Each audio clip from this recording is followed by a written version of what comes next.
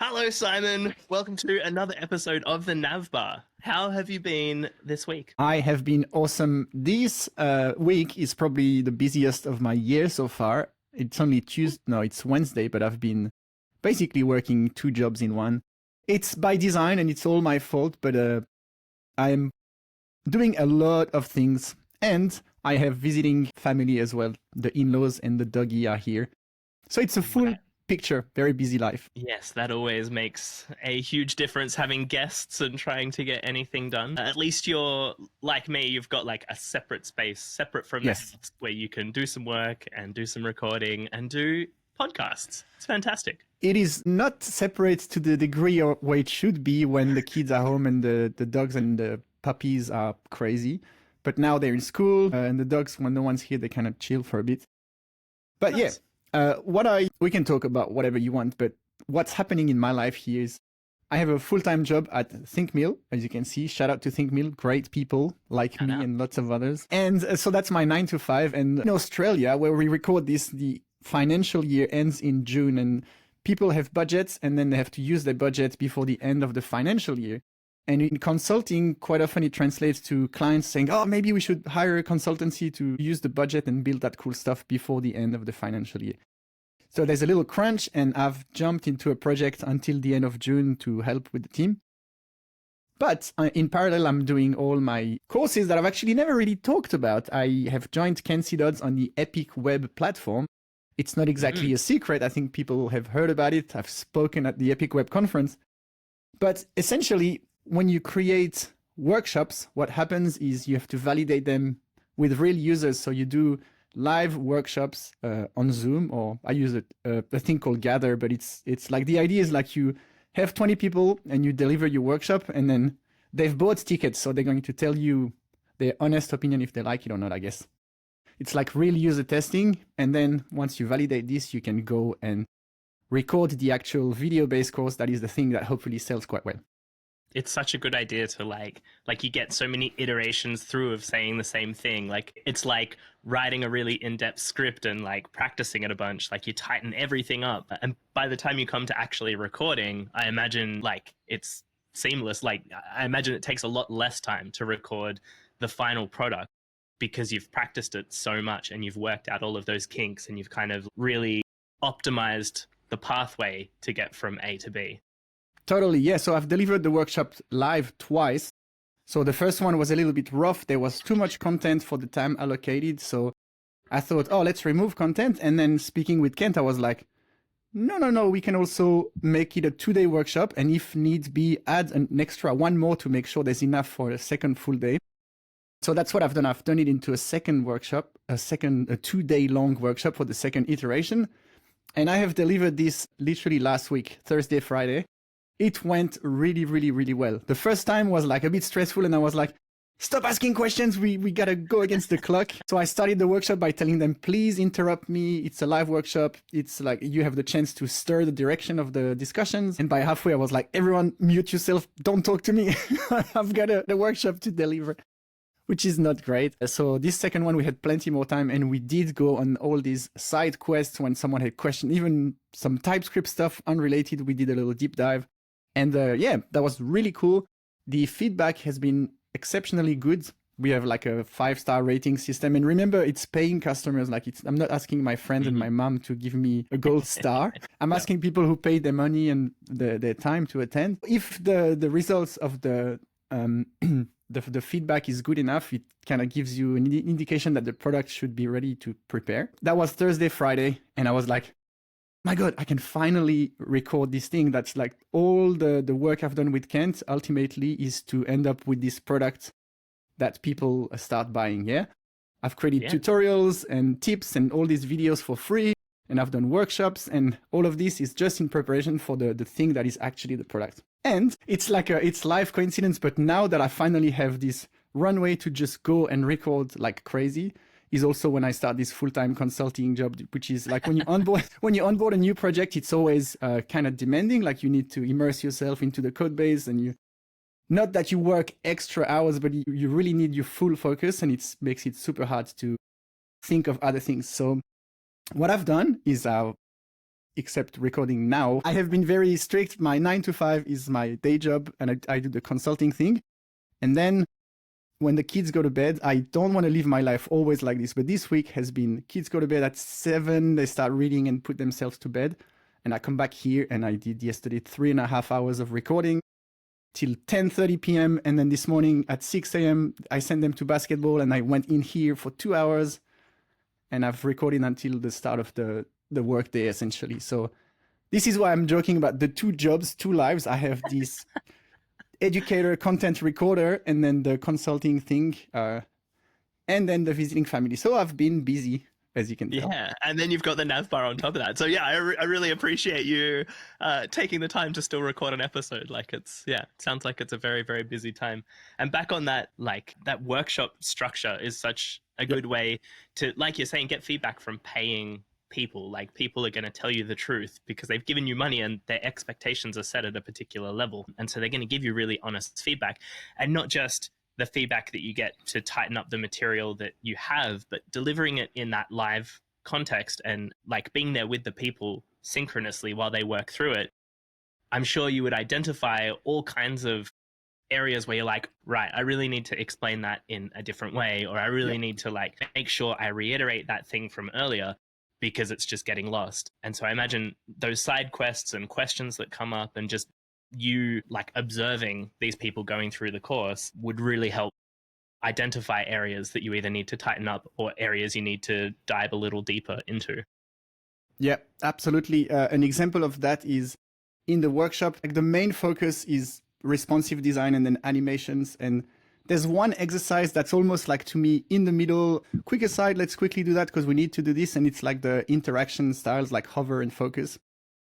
And usually for other exercise, I have a very specific description. So there's a lot of materials that go with my presentation. So the learners are on the workshop app and they read the instructions.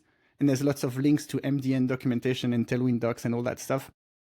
And one of the chapters, I just assume, quick, simple, we're going to do the hover styles on the link. So just do the hover and focus styles to match the Figma design.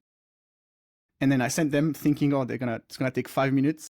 And at the end of this workshop, there were 3 different people that say, hey, the instructions were not really helpful for this one. And the instruction was like, small step, but pretty important for accessibility and usability. Go and copy the interaction styles. And I didn't realize that the focus styles with ring utilities and all that stuff is actually quite tricky and technical. And I just took it for granted. And 3 people said in the feedback, hey, you should at least hint that you can use outline or ring utilities, and the difference between borders and outlines with how it takes space of the layout and makes everything shift by 1 pixel if you use border because of the box model versus the outline or box shadow that kind of floats around. And I was like, oh yeah, that's one area where I completely assumed this is basic knowledge from like Tailwind 101. And actually it's a bit more than that. So I've added some clear instructions and it kind of, just smoothens the whole experience, like you said. That's awesome. Yeah, I can't wait to actually see the final product. All of your workshops have been at very inconvenient times. I feel sorry for you having to get up at all crazy hours of the night or early morning. But yeah, I'm looking forward to being able to step through it at my own pace and see that really like concise, like boiled down version of this course. I think it's going to be amazing. I love that you as to when the launch of that will be. Are we allowed to talk about that yet, or? Yes. No? Well, the answer is no, I don't know. The reason I'm pushing really, really hard is my workshop is on Tailwind version 3. There is in the background a parallel world where the Tailwind team is about to ship Tailwind version 4, which renders a whole lot of my workshop not obsolete, but suddenly it's not the recommended way to do things. If I record now, I'm about halfway through the recording after my big push from last night and this morning. If I stop now and I'm like, oh, let's just like, I gotta slow down, otherwise burn out, whatever. I'm gonna slow down and then I'm gonna take a few more weeks. And then the team, the Epic Web team has to go and upload the videos and generate transcript and they basically write a blog post for each video based on the content, which takes them a few weeks as well. So if I go in this like, let's slow down pattern, then before the thing ships, Tailwind 4 will be out and it will be like, oh, Simon, you're 80% recorded. Maybe you should start again from zero with V4. So whatever, it's very possible, even at the speed I go, it's possible that Adam at the end of this recording has announced, like, we never know. Like, the only thing I know is Adam said, hopefully it's ready for the summer. The summer in Northern Hemisphere is basically June is the start of summer. June is like next week. So, we don't know what happens. But in saying that, because basically the big difference, let's switch to Tailwind context for a bit. We do a lot of theme customization in my workshop, and in V3 now you can, or even if you use V4, you can't use the JavaScript configuration because it's all moving to CSS. And so I was like, I don't want to teach something that doesn't exist yet because it might change. And I spoke with Adam, and he kind of think I had the right approach. Keep teaching V3 and introduce people to the fact that it's going to change. And so I thought, because V4 will eventually support a JavaScript config, and I thought to give my thing a little bit more shelf life, at the start of the workshop, which I've already recorded, I say, if you're on V4 and you're watching this, just know that what we do still works. And at the end of the workshop, on the last lesson, we'll move everything to the better way of doing it in Tailwind V4. So just stick around. And also I thought, even when V4 comes out, there will be a lot of people on V3 that don't necessarily have the time or the option to upgrade, even if the upgrade is really simple. Tailwind makes it really easy all the time. And I was like, there's a value even after V4 ships to show how to do it in a V3 compatible way. And I'm not punishing anyone because the last chapter really moves everything to how you would do it with V4. So basically you can do the whole workshop and ignore the fact you work in JavaScript, knowing that you're going to move that. And first I thought I need to re-record everything with the proper way of doing things, but I think it kind of makes sense to say, like, it's still all relevant. It's just, we do everything V3 way and then we move it at the end. So I think even after V4, it will still be up to date, and it's not something that's completely wrong or out of shelf life, if you know what I mean. If it's not even on the shelf yet. That's awesome. Yeah. And so do the people that went to the workshop, do they get discounted stuff for the course, or they've just helped turn it into the most epic web Tailwind course ever? Yeah, man, they're my biggest supporters, the ones that believe in you at the start. They get a big fat 100% discount on the product. So anyone who attended the live workshop they still have to buy it because you got to get the license, but they have a magic little coupon that's going to take every little penny of the price. And that's the least I could do that without these people that support me. I can't validate my stuff. I can't also generate a bit of runway because the ticket sales, some of it goes to me to basically support the whole creating space and time to build that stuff. So yes, the answer is yes. Awesome. So kind of owe them because we don't provide recordings of the live workshops, and a lot of people say, hey, I'd love to get back to something with the sun. So I kind of owe them to these people to not spend 3 years to record the course that I said, part of the attending to the workshop, you get this for free, and then it never comes up. So a bit of accountability, which is never bad. Yeah, nice. Well, I'm very excited to purchase it, watch it, and actually learn how to use Tailwind properly in such a hacky way that I force a square through. Just want to circle back to one thing you said, which it makes a lot of sense. The recording process is actually super easy. It's just very time consuming because it's all on camera with the lights, and I'm trying to provide the experience of having me in a live workshop, but you can't talk to me because it's not live, but it must feel as much as if you're in the workshop with me as possible. So I deliver it just like if I was delivering a real live workshop. And so it kind of takes the same amount of time to record than a real workshop delivery, which was 2 days. And then you add the editing on top. But the beauty of it is because I've gone through twice, I have every little problem, solution, and the diffing between. So I can literally open on the secondary monitor the solution, and then I can walk people through first I introduce the problem and say, hey, this is what you got to do. Check out these links, and then good luck. I'll see you on the other side. And then I do another video where I teach, that's the longer part, where I teach how I implement that. And I can literally make sure that I tick all the boxes to reach the solution like in the workshop. So all the work is pre-cut and organized. So I don't have to do any thinking, how do I want to teach this? It's all completely laid out. I just have to go through my to-do list of 71 video segments If you follow me on Twitter, you've seen updates from like recorded 3 to 5 to last night. I've reached the thing where the to-do column becomes shorter than the done or the recorded, and it's like such a milestone. And today, my last video took me to 40%, 39% of to-do left. In Notion, you can do a count thing by, I've put little labels like to-do, recorded, edited. And the ones with the to-do badge, which have nothing done, have 39% of the total left. So I've done 60% of the recordings and maybe 3% of editing, but I love this part and I'm pretty good at it. Awesome. Yeah, and I like what you said before, like that sometimes there are those crunch times and you really appreciate those like hours that you can fit in extra time. Not something you want to do all of the time, but nope. Yeah, when there's a big project that or something, you know, that is meaningful to you, where you're not feeling like you're forced, like you're being dragged back to work in the evening to keep doing it. If you're feeling excited about getting back into it in that evening time and being really productive, it can feel really, really good. Yes, just make sure you take that rest at the end after these videos are finally recorded and edited.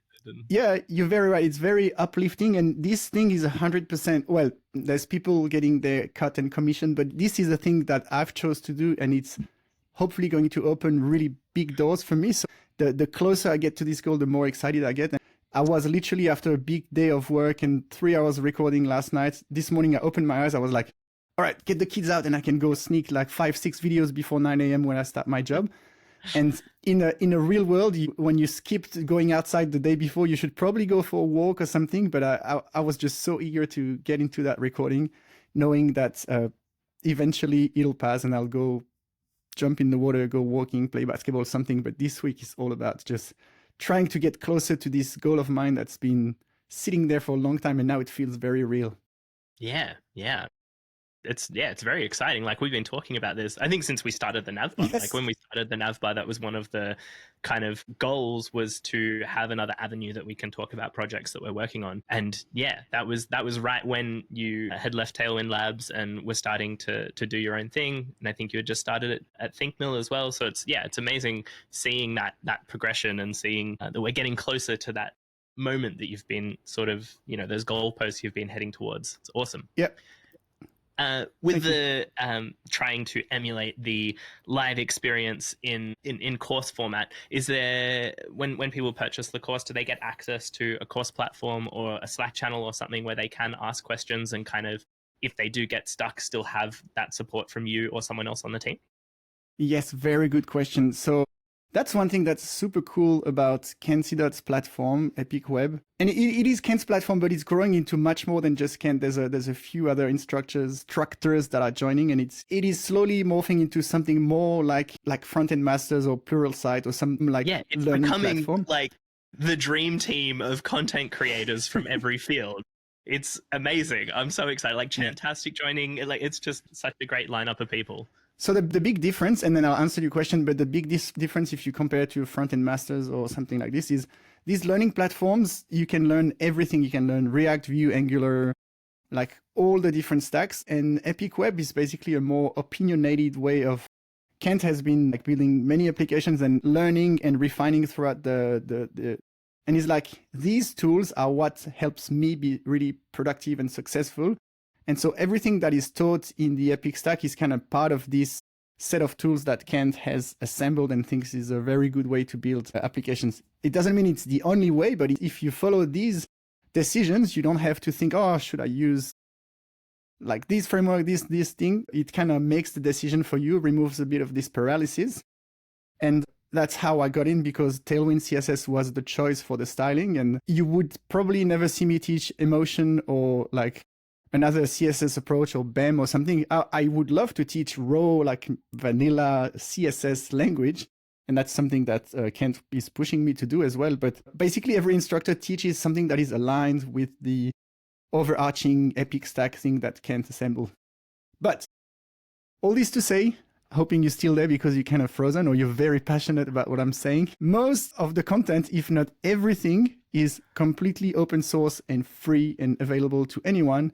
Right now, it's all in the open. You can go to github.com/epicwebdev and find the pixel perfect Tailwind workshop There's all the exercises, the problem, the solutions, the instructions that I wrote that took me forever.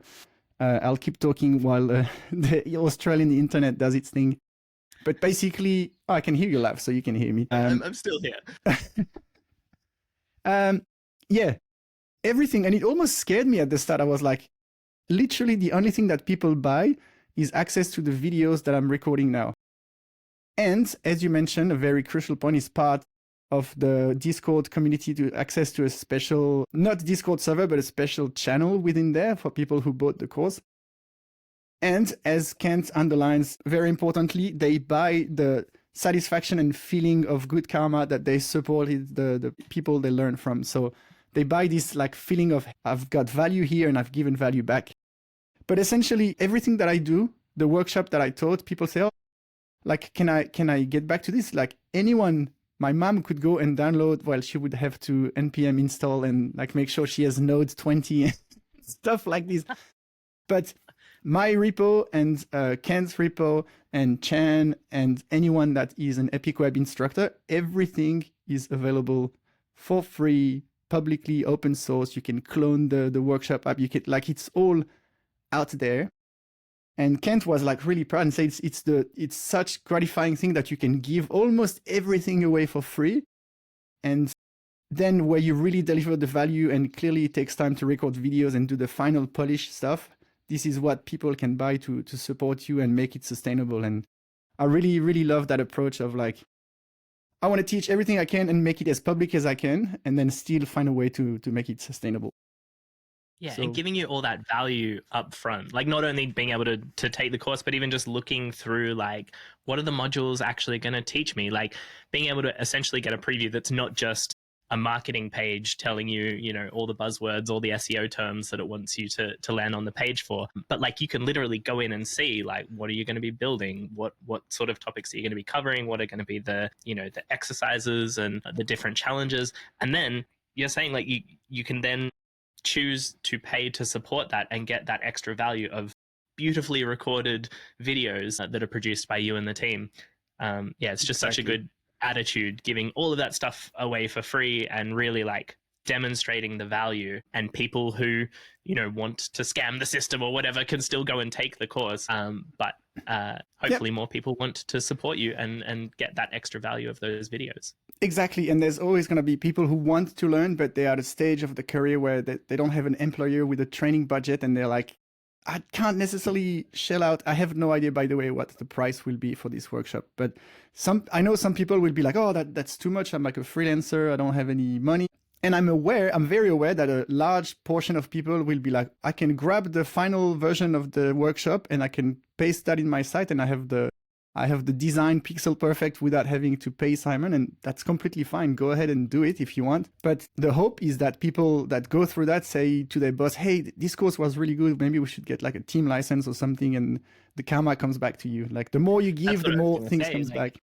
Yeah, those people like who might be able to get those learning resources for free that they can't afford right now, it may get them to the point where they're more employable and they get a job and then they want to kind of like, you know, pay their dues. They want to say thank you. So either getting a team license for it to train up the rest of the team, or even just down the line, you know, wanting to support yourself or just other content creators because they've had that opportunity to get into that role that they wouldn't have been able to without that being accessible for free. So and consulting, like my whole career was based on the same model.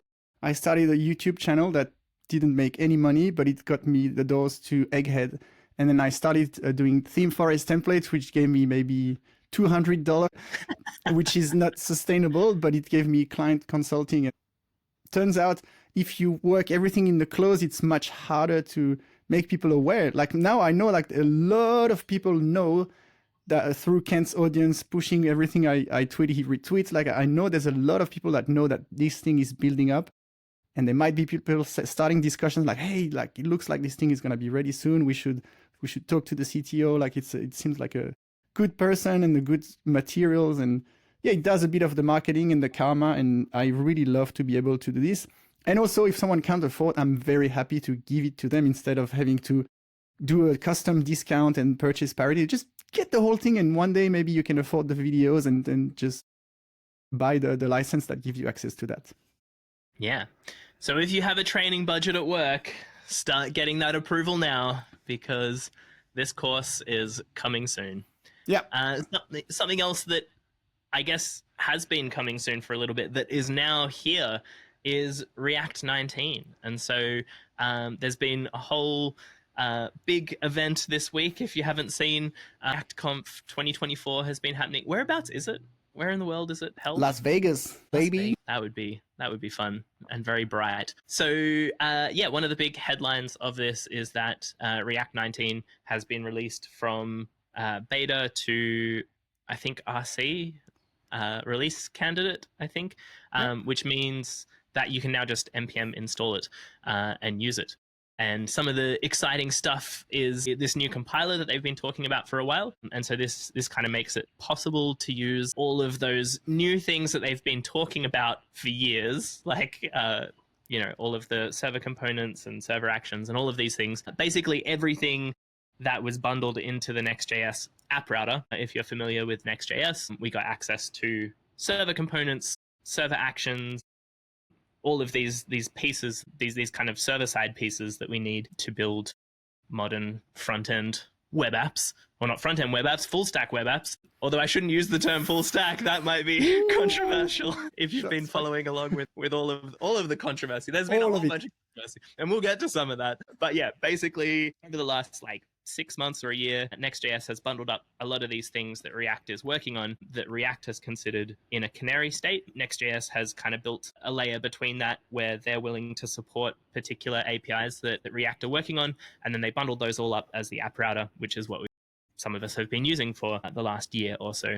And so I'm really excited for all of these things to be supported at that base level. Yeah, I'm interested to see how this is going to play out, because one of the big benefits of using something like Remix or something like Next.js, they're both built on top of React, and one of the real benefits that you get is access to these server-side bits that make building a React application a lot easier to do little bits of back-endy things that you need, like authentication and talking to a database and stuff like that.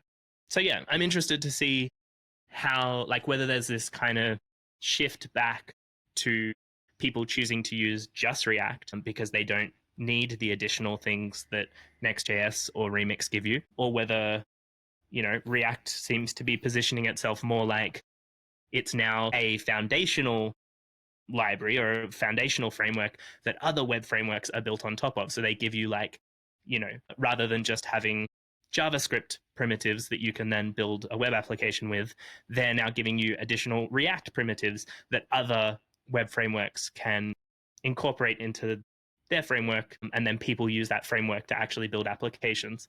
It'd be interesting to see all of these things being supported at that foundation. How does that affect the decisions people make about what they're going to use to build applications? Yeah, very, very good summary. It's great for me because I accidentally rescheduled. I was supposed to do the workshop I just talked about 2 weeks ago, and I had some health problems and I had to postpone. And I was on painkillers, frantically trying to find a new date. I was just same hours, 2 weeks from now. Hopefully in 2 weeks I've healed. And I was yep, cool. Sold out the tickets again. I was super excited. And then 2 days before I realized it was exactly the same 2 days than ReactConf, 15th and 16th of May. And also on the other place I think in California, there was Google I/O, another really big conference. Yeah. And I was how did I sell tickets for a live workshop where people have to be with me and not look at a live stream of a conference that everyone wants to see? That was pretty cool, but that means I missed a lot of it. I caught up with some of the talks. The one that really exploded my brain, like many people, was Evan Bacon from Expo and the demos he did of how to use AI, which typically needs to talk to a server. So it's kind of hard to do in native applications. I mean, it's streaming and stuff. And he showed how server components can enable that in native apps with React Native. And that was pretty impressive, the stuff that he's done. And instead of ChatGPT just giving you text-based, he could pull out movies with the native UI of these nice cards with all the stuff that native enables you to do, like way beyond simple web apps. And yeah, that was cool. Thanks for the summary about the server components, because what you said about the fact that Next.js and Remix kind of had that, and now React brings this in-house, it made me realize why, as you said, people think, do we need a meta framework, or do we just have a React app with a little router, maybe React Router v7? Like the whole discussion kind of makes more sense how it binds around. Now React is capable of all these things. You don't necessarily need a framework to do all of the server action and the stuff that it was providing on top of it. Yeah, I've seen Remix are now kind of talking about their positioning as just like, well, Remix is just like a Vite plugin. You can get all of this extra stuff, but really like the foundation of everything now exists in React, and then React Router is where they've moved a lot of their kind of everything that's linked to data fetching across routes and all of those extra benefits that you get by using something like Remix. So yeah, it'll be very interesting. I haven't actually watched any of the videos yet or dived much deeper, but it looks like the use hook is going to finally be available, which was something that was really exciting when they first announced, I think, the beta of the latest version of Next.js, or the first one that where the app router was being released into beta. This use keyword can be used from memory in client components to basically make them asynchronous. And yeah, I think that'll be really interesting for people who don't want to use streaming and all of the things that server components give you. People who want to, have more of that. I say traditional, but it's so silly to call this traditional, but like, the last flavor of the week of SSR stuff, where you have one render on the server and then it hydrates client side and you have access to all of those browser APIs. It'll be interesting now having like one of the things that really cleaned up being able to just fetch data asynchronously and just await for the data to come back right there in line and then render it. My understanding is this use hook will be able to do that in client components, which will kind of, I think give us some of those benefits of being able to fetch data and just wait for data to be ready directly in a component, but still have that kind of SSR style of rendering once on the server and then hydrating and being able to listen to mouse clicks and things like that. Yeah, it's all very exciting stuff. It is very exciting. What about some controversy? Simon, can you give us some controversy? Which one? There's a lot. First of all, I want to preface this by the fact that there is no it is not controversy. It is actually surprisingly healthy debate. No, but it's actually healthy for once, or it feels healthier than the whole like I'm dunking on each other's like favorite ways to do things. There's been a lot of discussions recently about full stack and how really full stack is Next.js, Remix, or even the whole JavaScript ecosystem, even if, of course, you can write JavaScript on the backend with Node.js. And the conversation went in a place I really, really like, because that's a space I've been involved myself recently, increasingly over the last few years, but specifically over the last 6 months. And it's how server components and Remix server actions and loaders and Next.js generate static, whatever all these APIs that let you give you a window into writing server code, label themselves full stack, or say, hey, the full stack framework, you can do everything. And you can, because you can do something, fill a form, and then in the action, you can just send an email and hit ingest to put it in the queue and all these different things. So basically, it gives you a gateway into doing backend stuff. But I got to quote Aaron Francis that yesterday or even today released a really, really cool video that shows the whole how stretched from front to back with the network chasm in the middle each of these things does. And very clearly he said, like, Next.js, Remix by themselves, what they do is give you an entry point into backend code. And then it's like, do what you want, figure out what database, what ORM, what caching, like just do the thing without any structure.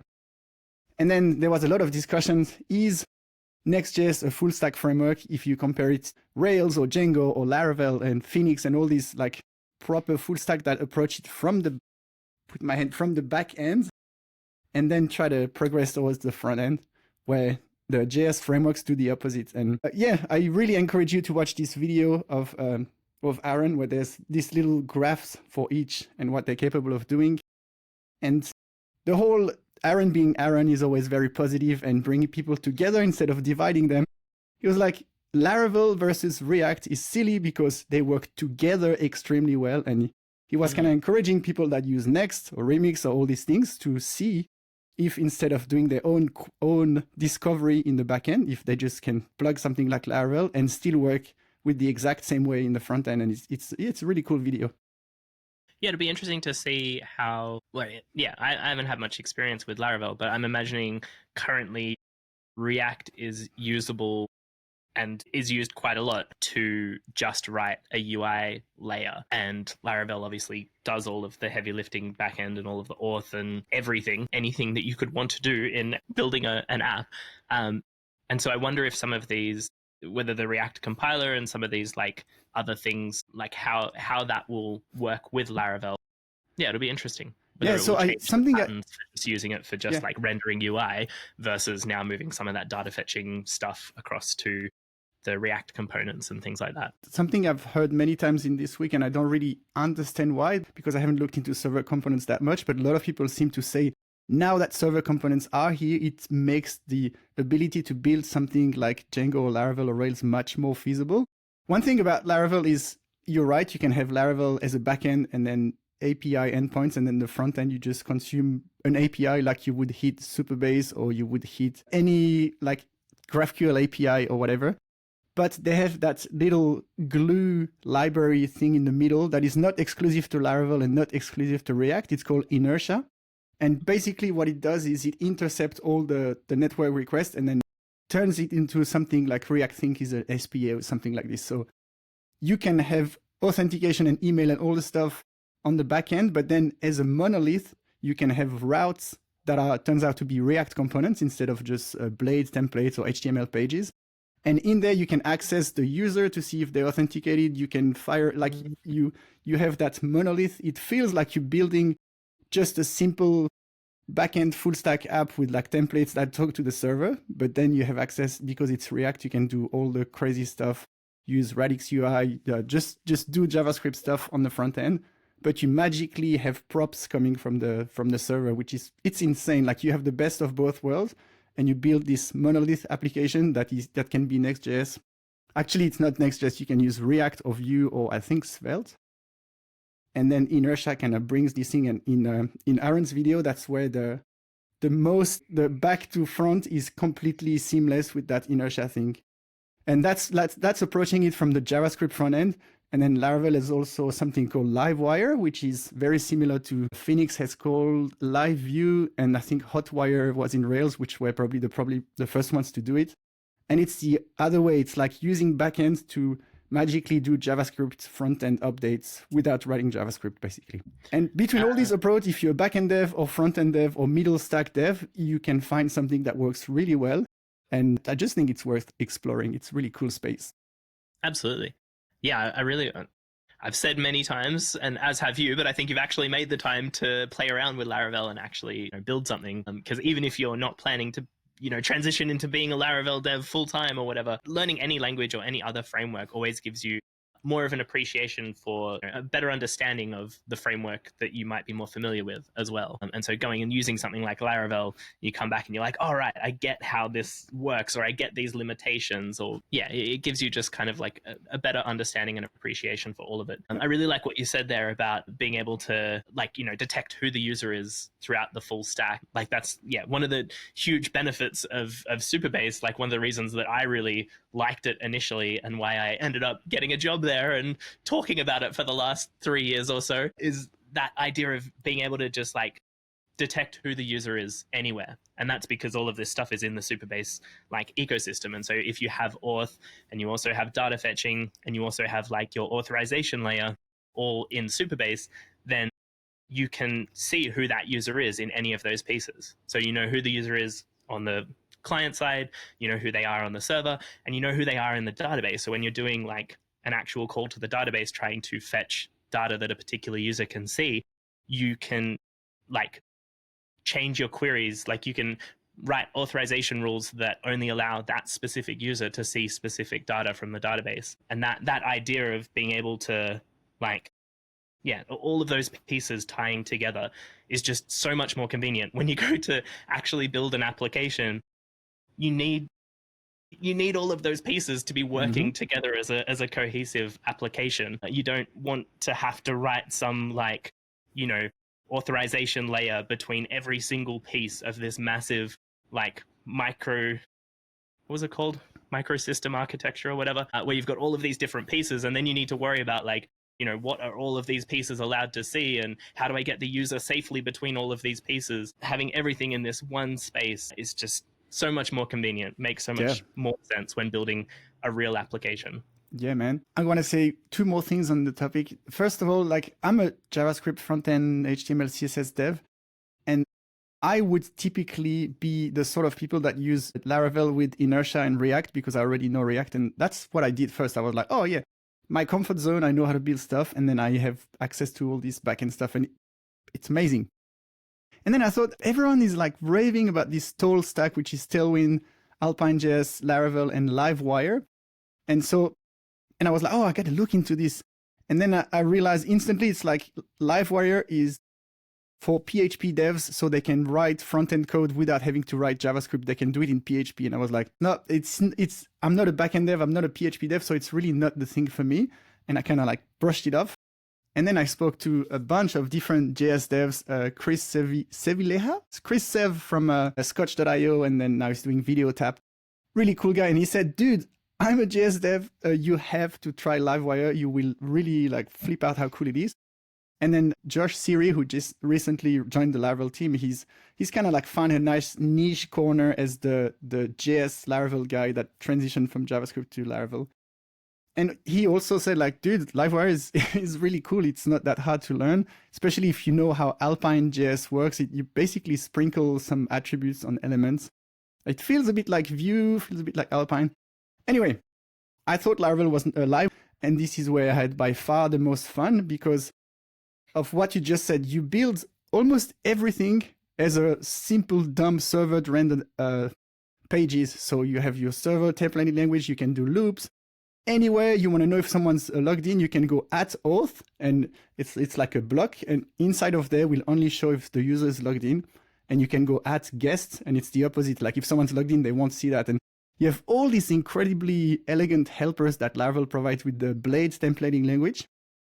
And basically you can do almost everything in a UI except client-side, like optimistic UI and all this fancy stuff. And this is where Laravel steps in, Livewire steps in, because it lets you synchronize data from the backend to the front end. And Livewire inside of it has Alpine.js built in. The Caleb Porzio is the same person who built both. And so you can increment a button by clicking, and it's going to either do it on the client side and wait and then do the synchronization, or it's going to send the request and wait and then update. You can always decide, should this fire a network request or should it be just client side? And both talk to each other really well. And it's amazing. Like you can end up doing this really rich interactive user interfaces, but with the simplicity of just, you feel like you're just building HTML pages with lots of nice helpers. And a mature framework like Laravel, and same with Craft CMS, the templating language has access to every convenience you can think of that people have said, oh, we should add this for like a decade. And it's just so robust and simple. And then you sprinkle a bit of Livewire for the interaction, which is always a bit less than you imagine, unless you do a super rich portal interactive live stuff. And yeah, it's such a nice way to build applications. Really enjoyed it. And this is basically what the entire Laravel community has been saying for a while, and especially the last week with all of this, React versus, well, not React versus Laravel, but just all the discussion that's going on at the moment. Laravel already has all of this stuff, while the JavaScript ecosystem is still trying to kind of like piece all the bits together. And something like the Epic Web Stack is a great example of something that could be that in the future, taking all of the pieces that do these things really, really well and putting them together into one place. So you don't need to make all of these decisions up front. You just get given really good defaults, you get given a really good default auth system, you get given really good default database and data fetching logic, or data fetching like ORM or whatever, and then you can just focus on building an application. And if you want to like customize any of that stuff, you just customize one piece. But you're very right that the PHP world had it going really good for a long time, and they're pretty quietly until now. Now it's getting a bit more vocal, but they've been like quietly winning and shipping. And that's one thing I said. I almost wish that this debate doesn't bleed into the Laravel world because they're just so pragmatic. And one example for me is Tailwind CSS. Like, love it or hate it, Tailwind is pretty empowering. And in Laravel, literally every package, every starter kit has Tailwind built in. And nobody, like some people might not like it and they might strip it out, but no one is arguing this. They just go on with it. And it's like, yep, this is the chosen way. It's productive. And I remember I was at the Tailwind Labs team when Next.js started bringing this server thing and actions. And in the Tailwind Labs team, there is Jonathan Reinick who created Inertia. And I was trying to explain Remix and how it lets you access stuff from the server with the loader and an action. And I was like, it feels like kind of like Next.js is ripping or like taking the ID and running with it. And he said, have you checked Inertia? And I was like, no. And he said, it's basically exactly the same. And it's existed for like 3 years already. And basically it does the magic glue between your server and front end and it can talk to each other. And I realized, wow, like this, like Remix, the way they've done it is different, obviously. But it was completely like groundbreaking. And then I realized people have been doing this in a different yet similarly empowering way, like for years. And it just didn't make a big, you're more productive now, use this, and everyone adopts it. And the last thing I want to say, and that's why I think it's healthy, part of this big debate, Laravel React, started when someone made a joke about web dev Cody, his name is. He's intentionally, I think, likes to stir some drama because it makes things change. I don't really agree with that. But anyway, he said, yeah, Laravel makes it easy to do a to-do app. And he showed like all the folders for the database and the seeder and the factories and the stuff that have a little bit to do, but it's like opening the node modules folder in the Next.js app or the .next thing that generates all the chunks. And anyway, and then Taylor Otwell, the creator of Laravel, politely but kind of firmly just corrected the whole discussion. And then Brian Florence jumped in and I was like, oh, this could go anyway. And the way it went is they're probably right now, actually, because it's Tuesday in the US, recording a podcast together to discuss like how different frameworks approach full stack, front end, back end. And so Remix, Ryan Florence, and Taylor Otwell are on the podcast. And I think it's going to be an incredible discussion that I'm really looking forward to listen to. That's awesome. Yeah. So like, for the first time probably ever, it's not just people yelling at each other from different sides of a fence. People like this, it sounds like this is actually starting like real conversations and discussions and like, creating great content where people can go and get educated. Like, you mentioned Aaron Francis's really good breakdown video of React versus Laravel or, comparing. And it's all following that kind of initial web dev Cody and Taylor and then Ryan Florence. Yeah. Like it all kind of sparked this, but it's healthier than usually. And credit to Taylor because he could have just dunked on the thing and showed his Lamborghini, which he ended up doing in a different. But he said very clearly that Laravel started on the back and is very aware that React and Next and Remix do amazing stuff in the front end and provides starter kits to embrace that. But he said, hey, you have to realize Laravel is a backend framework that moved to the front end full stack. And Next.js is the opposite. It's like a front end thing that tries to dig into there. And he said, I think we all trying to bridge that full thing. And it's nice to see everyone trying in a different way. Like he brought it in a very pragmatic way where you could have just like showed the receipt because Laravel people have receipts, man. Yeah, absolutely. Yeah, it's good that, we're getting some good discussion rather than just big flexes. All right. We probably need to wrap this up because you've got 5 million jobs and you need to get to other things. But before we go, Simon, do you have a sick pick for me this week? Or are you going to... See, you either go one side or the other. Either you don't have a sick pick or you just have 12 sick picks and you drop them all at once. So we need to slowly drip feed them out rather than just dumping them all at once. Yes. Do you have one sick pick for me this week? I have even better. I have the reverse sick pick. I have a sick unpick. Sick do not pick. Okay, a sick correction. I like it. Sick do not pick, and we don't have a choice living here, but it is called the NBN, National Broadband Network, which is the Australian internet. Do not pick the Australian internet. Right now is happening to me the thing that makes most people over the world that are web dev ecstatic. I am getting a free upgrade to NBN fiber to the premise. So this optic fiber is going to go into my wall socket in the house wall, which means I can have the state-of-the-art internet, except in Australia, the state-of-the-art internet that I'm being offered without shelling thousands of dollars per month on the enterprise level where it says schedule a demo for the pricing is 400 down, which is all right, and 80 up. So 80 megabits per second up would make the rest of the world, I know because I'm from Switzerland, it is not blazing fast by any means. This costs $149 a month, and it is marketed for enterprises up to 16 staff doing UHD streaming in parallel. I was like, no, it's not. Like, I couldn't do that stream with another 15 people doing their own streams in parallel. And so basically I'm upgrading just because it's a free upgrade, and with the end of financial year, they have the first 6 month discount on the new plan. So I pay the same amount, which is $100 per month, but I have access to bigger and faster, and the latency is going to be a bit smaller, but it's still so bad and so expensive compared to most of the world. Thailand, like there's so many places that you imagine the infrastructure would be harder to get to that is so much better than here. It is an do not pick, because yesterday from 8 a.m. to 12 was the window for the NBN person to come. They were like, be at home, make sure you're here, you're ready to, you have moved the furniture in front of the wall socket. I've done all this. I have 3 dogs, so every time they bark, I'm like, yeah, the guy's here, let's go. And I walk, and it's just a leaf that had fallen from a tree. False alarms after false alarm. And now they have rescheduled this afternoon from 4 to 8 p.m. I have genuinely zero trust or faith that it will happen. So 8 to 12, and at 1 p.m. yesterday, so an hour after the window, I get a text message saying, your appointment is rescheduled due to the lack of technicians. It's like, how do you book an appointment and realize 1 hour later, actually, we don't have anyone, sorry. Yeah.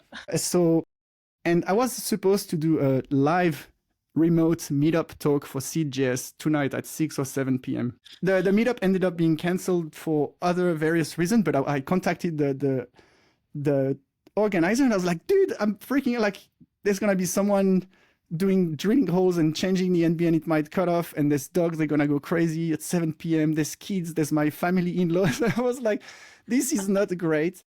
At least now I don't have to worry about this talk, but I almost guarantee that tonight I will tweet saying the NBN canceled on me again. I don't have any faith. So it's expensive, it's hard to organize. And the most frustrating bit is my house is capable of doing the ridiculous 1,000 down, 1,000 up, but it's priced at like $6.99 or $9. It's like enterprise tier. You need to run a business that makes serious money off the internet, which maybe I do actually, but it's like... Once we get people to sponsor the nav bar, it'll be a no-brainer. Look, I got to read something. I shared this in the Kent C Dodds like Epic Web Slack. And I said, oh, I'm upgrading, but I should be more excited than I am. And I showed the pricing tiers and the speed and stuff. And Taylor Bell, who works at Egghead, said to me, I have 1,000 down, 1,000 up for $65, but I don't live as close to the beach. So yeah, further away from the beach, but the 1 gig down, 1 gig up for 60, and it's most of the world is in that range. And here, if you want that, it's almost $1,000. And also, it comes with this typical evening speeds. Like it's still gonna choke when people use internet or stream Netflix, which people do with broadband NBN. It's a mess, man. The internet is a mess. It is a mess. And you'll be glad to hear that at least you've got one up on me, because I paid for this upgrade a couple of years ago before it was offered for free, because my internet was so unusable. And when I moved to like doing content creation, you need from home, like I needed an internet connection that was stable. So I think it cost us like $3.5 grand for them to dig up our driveway and like run all the cable underground. But yes, I am very much regretting that decision. Like, yeah, I hit the same problem. Like, we paid heaps of money to upgrade it. And then I looked at the plans and I'm like, well, like, I'm still going to be on better plan than I was on. Like, it's still going to make my, like, it's going to be the difference between being able to do my job and not being able to do my job. But if I wanted to actually benefit from the technology that we've just installed and paid to install, then yeah, it's going to be like $1,000 a month or so, like just ludicrously expensive to be able to actually get decent speeds that are just like the base level for the rest of the world. There's even a clause, like you can look at every single provider, Aussie Broadband, and there's so many. They have like a family, normal, personal tier and then business tier. And if you want a business tier, you need an ABN, which is an Australian business number. You need to be a registered business. I am a sole trader and I'm registered as an ABN, so I actually can tap into this. Most personal stuff is capped to ridiculous. The fastest that you throw all your money as a personal consumer at is 40 megabits up. 140, that's the clamp in the countrywide. And if you don't have a business and you're like, but I like gaming or I like watching movies, like, well, too bad. You like live streaming at 40 is like you're using all of it and you're hoping for the best. And then because I'm business, I can go all the way to the bigger tiers just because I registered my ABN. But you can see so many. I never understood that thing that gamers were joking about how hard it is to play games from Australia. But because of the geographical location, the latency is way bigger. And then the upstream upload thing is so low that you kind of, every game you play is kind of lagging and you're delayed and stuff. And in a way, live streaming or Zoom calls is the same.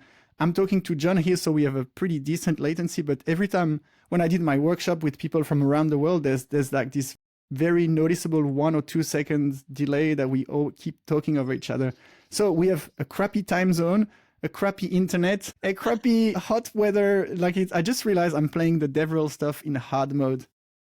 Very hard mode. Snowfields that barely have snow and it's just ice. We have very nice beaches. Nice beaches. Clean air. But you know what? I've seen Aaron Francis do this incredible reaction video. The way he did it was so tactful, but there's that beef drama, which is not. It's just a conversation starting between React, Laravel, and the to-do apps. And I discovered this tweet in the morning alongside Aaron's video that he took the screenshot of the tweet for the thumbnail, and he had this really well-polished video. And I was like, I am aware of the timing of a video. Like it's like a joke. I said to him, like, if the timing's right, it hits. And if you do the same joke, like 3 or 4 seconds later, it just completely flops. And I realized if I want to be like capitalizing on this, there's something happening in the industry. If I do really quick video now, it's going to go crazy because everyone's going to include it in the conversation. But then every time I see something happening, I look at the tweet and it says like 17 hours ago because it was before I went to bed, and I don't sleep 17 hours, but like it's so much harder to be the travel to go to a conference. Everything is so hard from Australia. Every now and then, like I might become successful with the Epic Web courses, but it's so hard to be a dev role that goes to conferences and that rides on the moment of the industry and the little trends. And I think it's called trend jacking. Like you find something trending and you're like, oh, let's write this. It's almost impossible. And then you add crappy, expensive internets to the mix and you're like, come on, what are we doing? Yeah. We just need a proper like tech hub here in Australia. The problem is that like Australia has a good tech scene and like a good, a lot of developers and a lot of companies, but all of them are trying to market to America. Or like there are a couple that are, like the real estate company of Australia and the car listing company of Australia. But all of the other companies that just build general products all try to like market towards the US because that's where the majority of people spend money on tech. This is why, by the way, we've chosen to record at 9 morning instead of saying, oh, let's record at midnight so the San Francisco can watch our live stream, the nav bars. No, we need to develop a community. There is a community, but we need to do stuff for them and make other people want to come here instead of making it hard. I think maybe 10 reasons to never come here, so we're not doing a very good job. my do not seek pick. Kind of turned into do not pick Australia rather than Yeah. the do not pick that it started as. But I work for an Australian company, ThinkMill, and part of the pleasure is to have colleagues in my time. But my thing is like help promoting KeyStatic, which is this database free CMS. And everyone that uses it is in America or somewhere else. And so I get up super early, try to help them on Discord before they go to bed, or I answer with the 1-day latency. And I'm like, it's really hard to, I want to be a DevRel that capitalize on being here as an opportunity to like Asia Pacific, like China, India, Asia. There's so many big markets and we could do stuff. Instead, we try to bend backwards. You've heard John at the start of this podcast say that my live workshops are at inconvenient times for him. We live in the same time zone, but I make myself start at 5 a.m. so that the Americans can enjoy it during their workday. It's kind of funny how it would be nice that some companies say, hey, let's develop Supabase or ThinkMill or Tailwind or something, the community here in Australia and New Zealand and Singapore. Like there's places that are really, really booming with tech. And I would love to find a way to make these grow instead of trying to optimize like everyone for North America. Rant over. Yeah. Similarly with working at Supabase, like when I started, there was a big kind of hub of people that kicked it off in Singapore. So there was like a lot of people online at the same time that I was online. And when I started in DevRel, I kind of had like I was working casually for Prisma and then casually for Supabase, and that was one of the big differentiators. Was like when I was working at Prisma, they're all in Germany, or the majority of them are in Germany, and there was just like no one was online, and I didn't think that it would affect me given I was working from home and like I wasn't really seeing the people that I was working with anyway. But just like not having the little Slack dots be green, like just all of them be like off, and realize that there's just like there's no one that can answer a question quickly. Or have a little joke or a little like fun banter. Everything you mentioned about like you can either get up super early or work super late, or you just need to like respond to it the next day. So there's always this like 1-day latency. That was really challenging, especially with like my manager. I'm like, here are a couple of options. Should we go this way or this way? And then I need to wait till the next day when she gets back to me. And then I'm online and like, all right, cool. But that actually triggers this other question. And so then I ask a question and I wait another 24 hours for a response. So yeah, that was one of the big differentiators, was having some people represented within APAC and some people to talk to synchronously during the day actually made a huge difference. But yeah, Supabase is another tech product, and so the majority of the market exists in the US for people that are going to pay for it. So yeah, one day. That was a good sick pick, hey? Just like picking the Australian time zone and internet in one. Yeah. All right. So I've got on that positive note. That's gardening tool are you going to talk about? Actually, yeah, maybe I'll save the one I was going to talk about for another time. Let's pick a gardening tool. Battery lawnmowers. Oh boy, we got another Ryobi product for you. Battery lawnmowers are just so convenient. If you don't have like a massive space that you need to mow, like if you were maybe out, you're pretty close to like country kind of farmlandy areas, so you might have a significant amount of grass that you need to mow. In which case, ride-on mower, basically a 4-wheel.